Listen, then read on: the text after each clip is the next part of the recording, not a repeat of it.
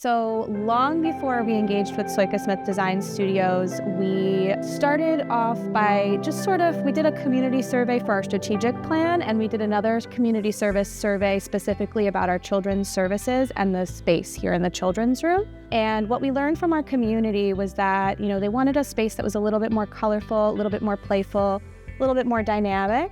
And another thing that we also spent a lot of time on was we actually studied the collection and the different sort of types of children's materials, and based on where they're located in the room, how well they circulate.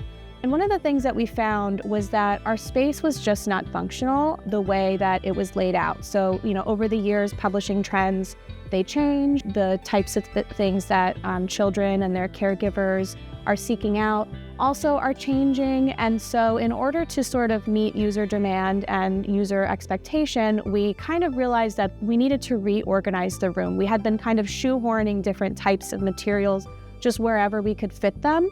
And one of the things that we discovered was, for example, materials geared toward children who are early readers or just learning how to read were located about as far away from each other in the room as possible. So they'd be in this back corner, up at the front of the room, over here in the middle, and that just doesn't really serve the community. We also had computers all down the center of the room. So the centerpiece of the room were screens, and they distract from the books. And I think that, parents these days are really looking to sort of de-emphasize the screen time and get children to engage a little bit more with the physical environment and to learn with their hands through sensory play and of course through reading. So we were looking to kind of redesign the room around those ideas.